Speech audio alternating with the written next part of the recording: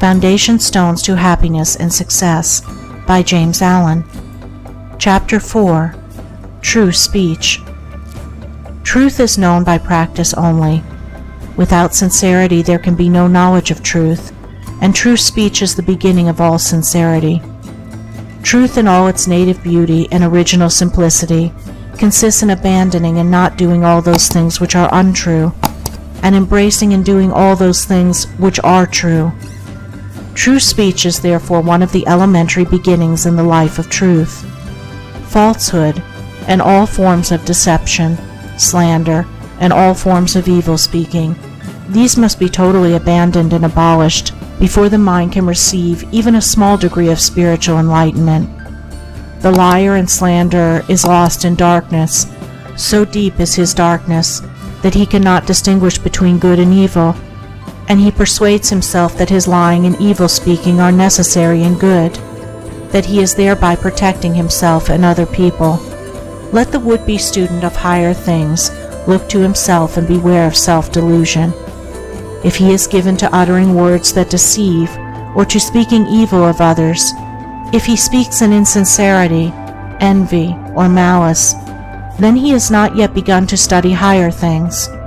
He may be studying metaphysics, or miracles, or psychic phenomena, or astral wonders. He may be studying how to commune with invisible beings, to travel invisibly during sleep, or to produce curious phenomena. He may even study spirituality theoretically and as a mere book study. But if he is a deceiver and a backbiter, the higher life is hidden from him.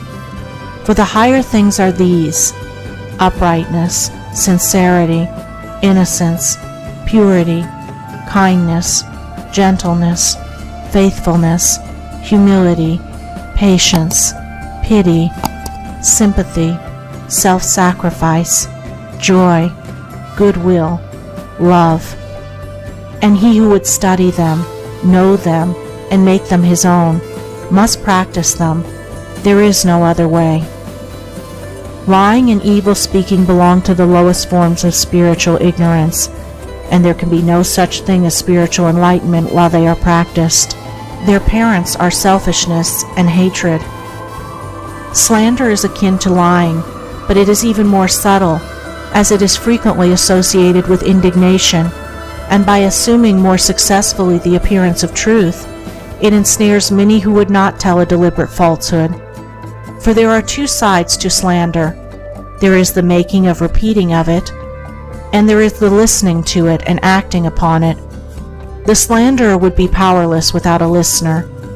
Evil words require an ear that is receptive to evil in which they may fall before they can flourish. Therefore, he who listens to a slanderer, who believes it, and allows himself to be influenced against the person whose character and reputation are defamed, is in the same position as the one who framed or repeated the evil report. The evil speaker is a positive slanderer. The evil listener is a passive slanderer. The two are cooperators in the propagation of evil. Slander is a common vice and a dark and deadly one. An evil report begins in ignorance and pursues its blind way in darkness. It generally takes its rise in a misunderstanding. Someone feels that he or she has been badly treated, and filled with indignation and resentment, unburdens himself to his friends and others in vehement language, exaggerating the enormity of the supposed offense on account of the feeling of injury by which he is possessed. He is listened to and sympathized with. The listeners, without hearing the other person's version of what has taken place, and on no other proof than the violent words of an angry man or woman, become cold in their attitude towards the one spoken against, and repeat to others what they have been told, and as such repetition is always more or less inaccurate, a distorted and altogether untrue report is soon passing from mouth to mouth. It is because slander is such a common vice that it can work the suffering and injury that it does.